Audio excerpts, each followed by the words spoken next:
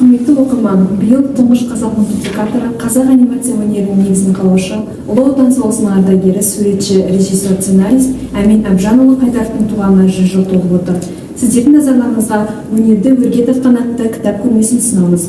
Бұл көрмеде кітапханамыздың кітап қорындағы суретшінің шығармашылығына арналған кітаптармен қоса мерзімді басылымдар бетіне шыққан мақалалармен таныса аламыз. Суретші 1923 жылы 3 маусымда Қарағанды облысы Нұра ауданы Шіңішке ауылында дүниеге келген. Кітап қорындағы Астана қаласында Жасыл орта баспасында шыққан "Айналдым Нұра" атынан атты жинақта құрастырушы журналист Айқын Несіпбайдың аңыз ата мақаласы берілген. Әмин Әбжанұлы ұлттық анимация өнерін "Қарлығаштың құйрығы неге айыр", "Құйыршық", "Ақсақ құлан" атты мультфильмдермен толықтырған тұлғалы режиссер. Көрмеміздегі "Ақсақ құлан", "Қарлығаштың құйрығы неге айыр" мультфильмдерін көргіңіз келсе, ұялы телефоныңыздағы QR кодын мына суреттерге сканерлеу арқылы қолжетімді түрде тамашалай аласыздар. Ақын Бүркіт Ысқақовтың өлеңінің желісімен түсірілген "Қарлығаштың құйрығы неге айыр" мультфильмі аниматор мамандарының және балалардың сүйіспеншілігіне ие болған туынды.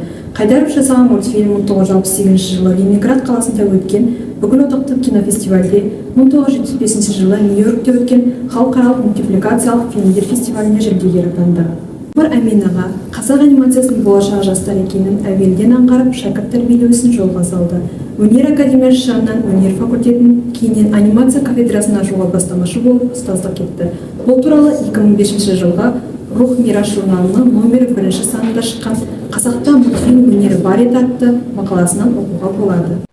Қадірменді оқырман, өмір қаншалықты қиын сынақтарға салса да, бәрінен сүрінбей өтіп, қазақтың нағыз абыз ақсақалына айналған қазақ анимациясының дамуына үлесін қосқан суретшіміздің шығармашылығымен танысқыларыңыз келсе, кітапханамыздың өнер туралы әдебиеттер бөліміне келіп, кітап бетіне және мерзімді басылымдар бетіне шыққан Әмин Әбжанұлы туралы тың деректермен танысыңыздар.